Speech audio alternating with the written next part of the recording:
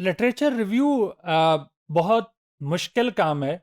मैं चाहूँगा कि आपको ना सिर्फ़ एग्ज़ाम्पल बताऊँ बल्कि मैं किस तरह के एक्सपीरियंसेस से गुज़रा हूँ, वो भी आपके सामने आ जाए ताकि और ये तकरीबन हर रिसर्चर की ये कहानी है। जो भी चीज़ें मैं आपके साथ शेयर करूँगा, ये सिर्फ़ मेरी कहानी नहीं है, ये आप भी इसी तरह के एक्सपीरियंसेस से गुज़रेंगे और ये जितने भी आपको बड़े-बड़े नाम नज़र आते हैं, ये ऑलमोस्ट सब के सब इन्हीं एक्सपीरियंसेस से गुज़र के आते हैं।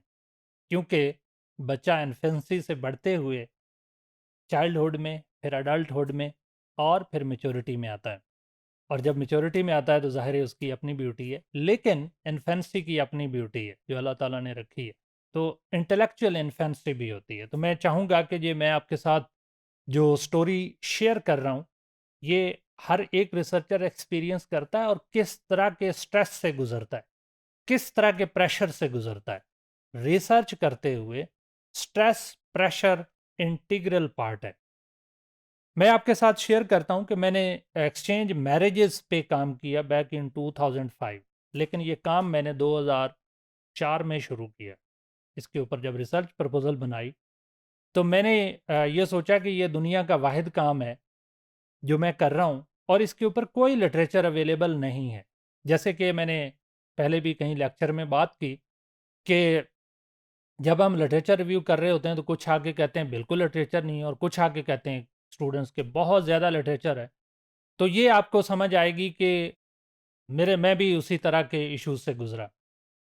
मैंने ठीक 3 साल के अंदर सो कॉल्ड सारी रिसर्च कंप्लीट करने के बाद मैं इस नतीजे पे पहुंचा कि इस पे कोई लिटरेचर नहीं है। जो मैं काम कर रहा हूँ ये बड़ा यूनिक किस्म का है।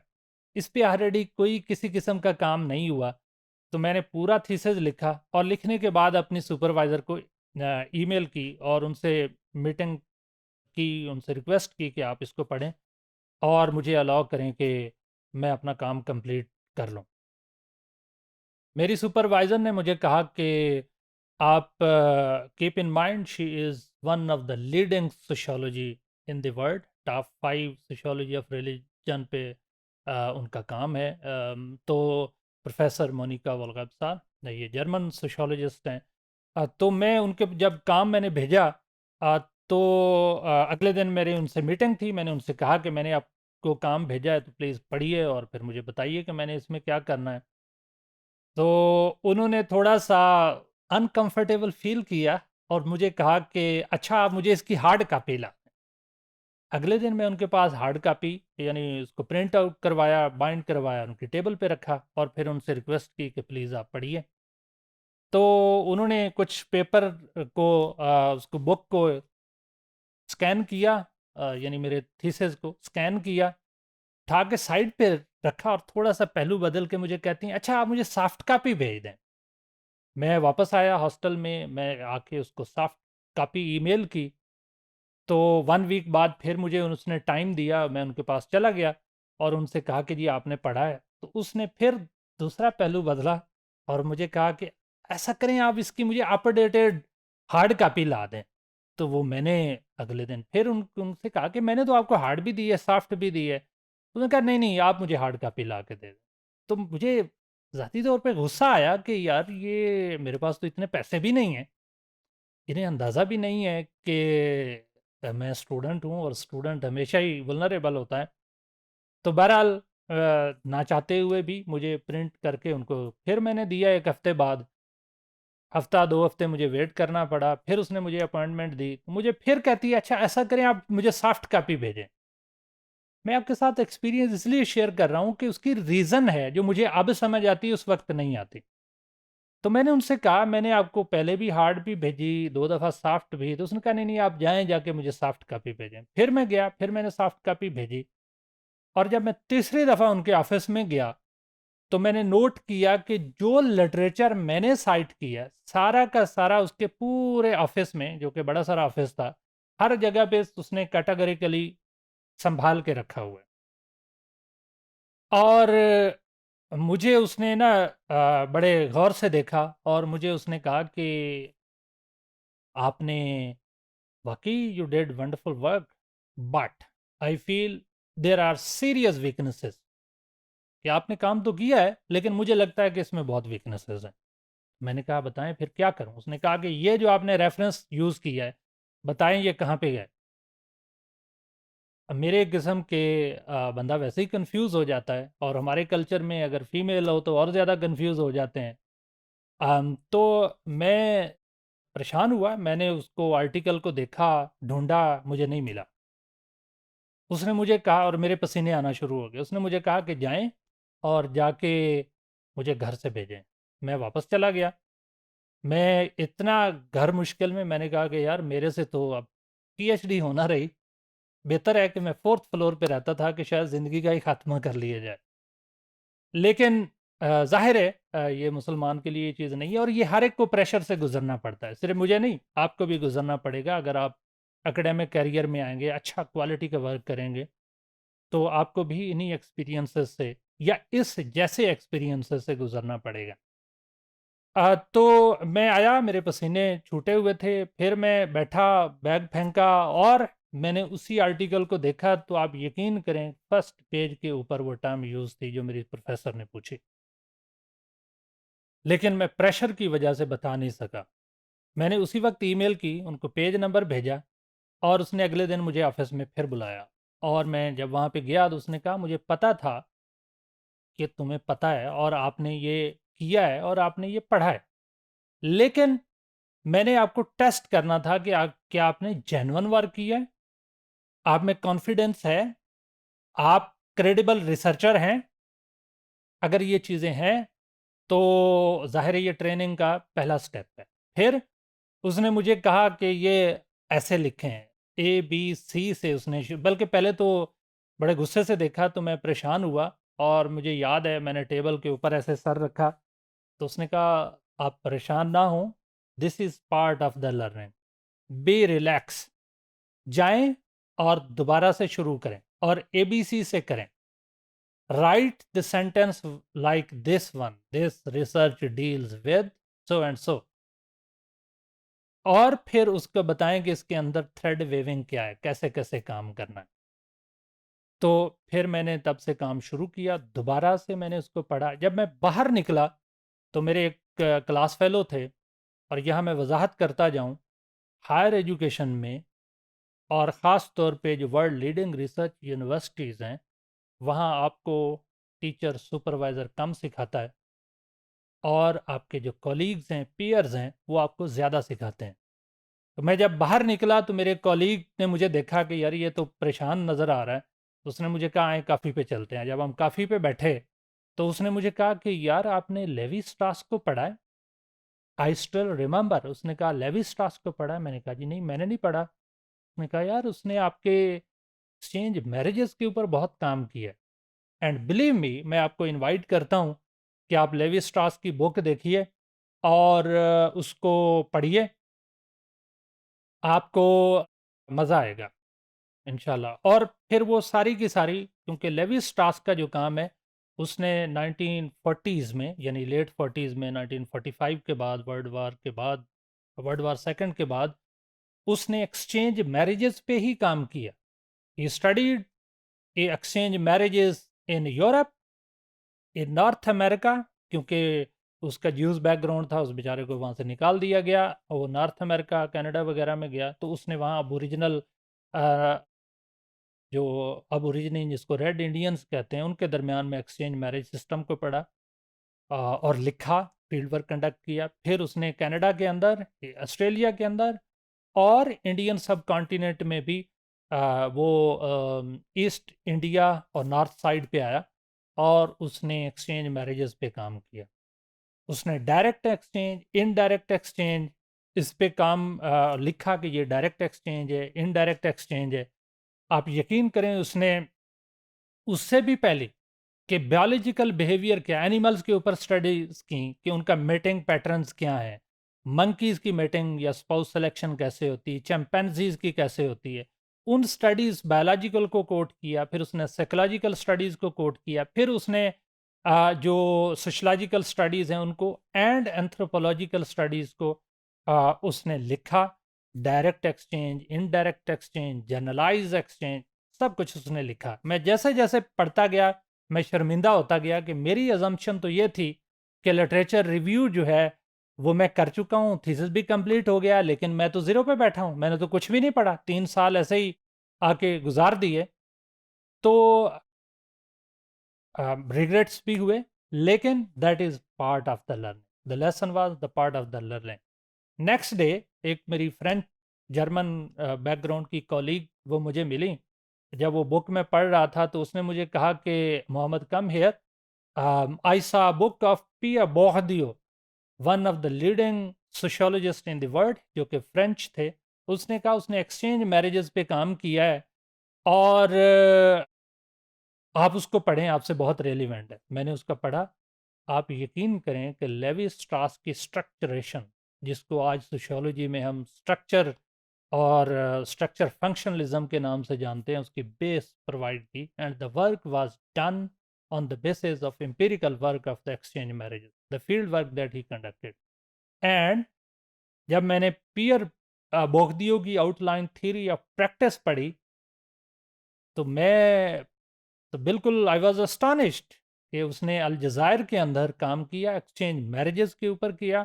और जो आज आप term social capital, cultural capital, symbolic capital आप पढ़ते हैं, ये सारा का सारा काम पियर बोगदियो का जो लिटरेचर है उससे था।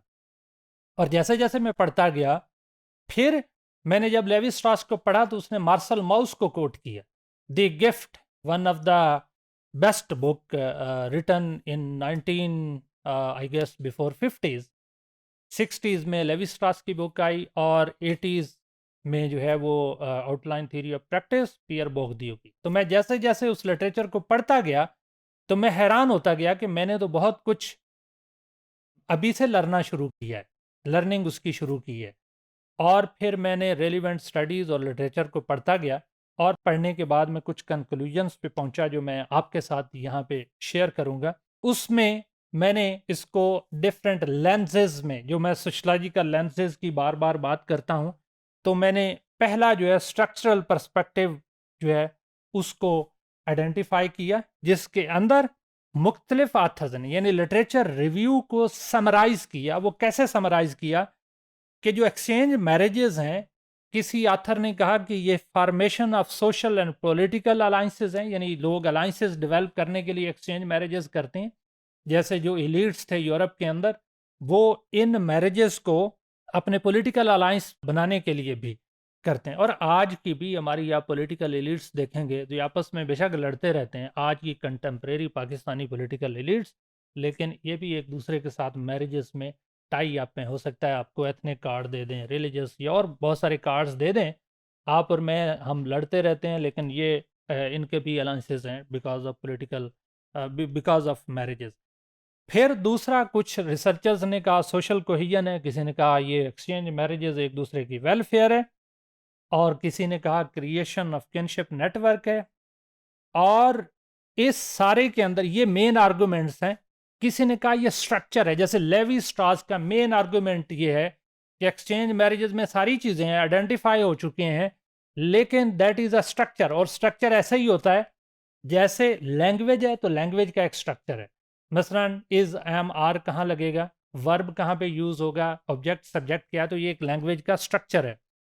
इसी तरह सोसाइटी के अंदर जो काम करने का भी एक स्ट्रक्चर है, नाम्स वैल्यूज का भी स्ट्रक्चर है। तो लेवी स्ट्रॉस की ये फाइंडिंग थी। किसी ने कहा वेलफेयर है, किसी ने कहा सोशल कोहेजन है। उसके ऊपर जो मैंने क्रिटिसिज्म लिखा वो ये था कि individual as a mere appendix of collective role, यानी ये तो सारी कलेक्टिविटी की बात हो गई। सोसाइटी इंपॉर्टेंट है तो क्या इंडिविजुअल इंपॉर्टेंट नहीं है? इंडिविजुअल की एक इंडिविजुअल वैल्यू है, अल्लाह ताला ने एक इंसान बनाया है, उसने यहाँ पे भी जवाबदेह होना है और अगली दुनिया में भी एज ए मुस्लिम हम बिलीव करते हैं। तो क्या इंडिविजुअल की कोई वैल्यू नहीं है? तो ये ऑलरेडी लिटरेचर में वो मिसिंग है। दूसरा, कल्चर जो है उसको लेजिटिमाइज कर दिया गया है कि कल्चर ही हर चीज़ है। तो हर जगह पे हर चीज़ कल्चर तो नहीं होती, कहीं ना कहीं इंडिविजुअल की इमांसिपेशन भी होती है। और फिर इसमें यह था कि सोशल चेंज को ओवरलुक किया गया। तो ये पहला स्ट्रक्चरल पर्सपेक्टिव है।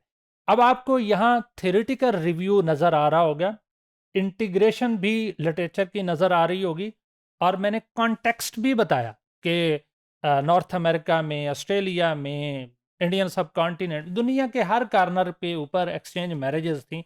और मैं यहाँ बताता चलूँ हिस्टोरिकल रिव्यू, ऑर्लिन की एक बुक है URLIN 1969 की, उसने ये आइडेंटिफाई किया हुआ था हिस्टोरिकली कि दुनिया में सबसे पहले जो 3 मोड्स ऑफ मेट सिलेक्शन थे।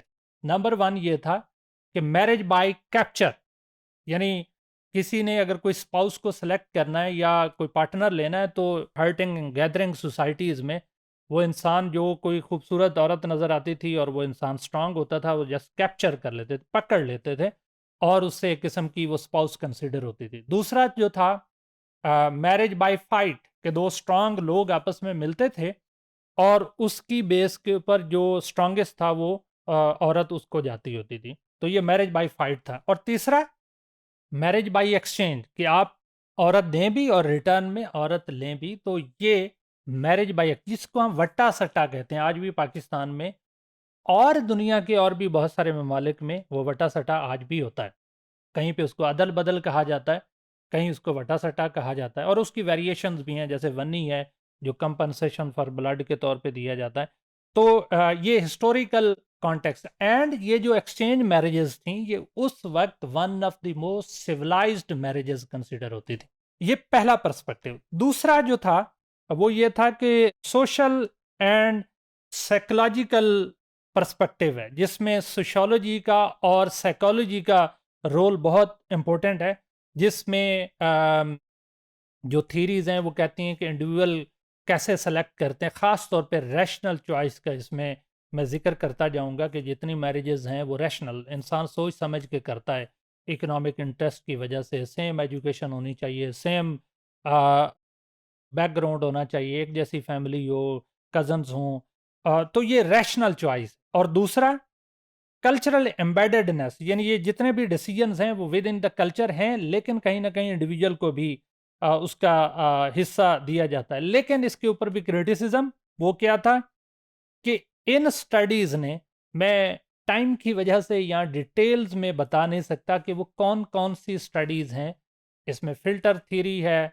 मेट सिलेक्शन थ्योरी है, फिर रैशनल चॉइस के अंदर भी एक्सचेंज थ्योरी, थ्योरीज ऑफ रेसिप्रोसिटीज़ हैं।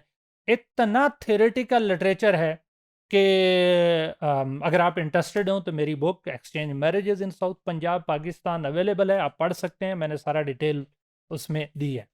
फिर उसके बाद इसमें स्ट्रक्चर, सोशल स्ट्रक्चर, यानी पिछले में मैंने बताया कि सारा कुछ ही सोशल स्ट्रक्चर है, लेकिन जो इंडिविजुअल चॉइस थीरीज हैं जैसे सोशोलॉजिकल थीरीज हैं या साइकोलॉजी की, तो वो कल्चर को ओवरलुक कर रहे हैं। तो ये दूसरा क्रिटिसिज्म। तीसरा, फिर जो उससे मैंने इन दोनों को समराइज किया, मैंने बहुत शॉर्ट आपके लिए किया कि ये स्टडी क्या करती है कि ये ना सिर्फ एक्सचेंज मैरिजेस के स्ट्रक्चर को देख रही है बल्कि उसके फंक्शंस और डिसफंक्शंस को भी। ये जो सोशल सिस्टम है पर्सन का, उसको सामने रखते हुए मैंने उनको आइडेंटिफाई किया। फिर उसके बाद conditions for maintenance of the system, जहाँ हम सिस्टम की बात कर रहे हैं वहाँ पे अब हम कल्चर की और स्ट्रक्चर की भी बात कर रहे हैं। और फिर कलेक्टिव कॉन्फ्लिक्ट जो होता है बिटवीन कलेक्टिव इंटरेस्ट यानी स्ट्रक्चर एंड इंडिविजुअल यानी एजेंसी, उसके दरमियान में जो इंटरप्ले है, या फिर उन दोनों की यानी जो इंडिविजुअल और उनकी फैमिली के दरमियान में एक किस्म का झगड़ा होता है। इंडिविजुअल कहता है मैंने यहाँ शादी करनी है, फैमिली कहती है नहीं नहीं आप नहीं कर सकते। फिर वो जो टेंशन है, झगड़ा है, उससे सोशल चेंज आती है। फिर उसको डिस्कस किया और फिर वो किन किन वजूहात की वजह से, अगर अनपढ़ हैं, कोई अर्निंग नहीं है तो वालदैन की मर्जी होगी, अगर पढ़े लिखे हैं, अर्निंग्स हैं, तो हो सकता है थोड़ी फ्लेक्सिबिलिटी हो और इंडिविजुअल की मर्जी हो। तो उससे मैं यहाँ वजाहत करता जाऊँ कि जो ऑलरेडी लिटरेचर है सोशलॉजिकल, उसके अंदर direct exchange, indirect exchange, generalised exchange की बात है, इंस्टीट्यूशनलाइज्ड एक्सचेंज की ऑलरेडी डॉक्यूमेंटेड है। What I identify that is the value addition in the existing body of knowledge. और इसके ऊपर द फैमिली जर्नल में मेरा आर्टिकल भी पब्लिश हुआ है, exchange marriages and adequate social exchange. तो मैंने आइडेंटिफाई किया adequate social exchange, this was the value addition और the new concept. Keep in mind existing body of knowledge में आप छोटा सा कंट्रीब्यूशन करते हैं। So this was the a kind of a adequate social exchange, जो अक्सर हम कहते हैं ये मुनासिब रिश्ता है, ये मुनासिब कपल है, ये मुनासिब जोड़ा है, ये मुनासिब फैमिली है। तो उसको मैंने एडिक्वेट एक्सचेंज, सोशल एक्सचेंज का नाम दिया, and that was the value addition in the existing body of knowledge.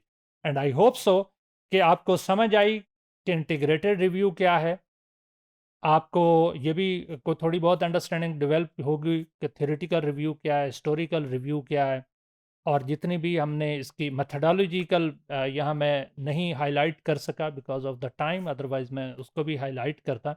तो ये सारे लिटरेचर रिव्यू के अंदर कॉम्प्लिकेशंस क्या आई, रिसर्च के अंदर किस तरह का स्ट्रेस से आपको गुजरना पड़ता है, और फिर आप वैल्यू एडिशन क्या करते हैं, मैंने विद एग्जांपल आपको हाईलाइट करने की, अंडरस्टैंडिंग डेवलप करने की कोशिश की आपकी।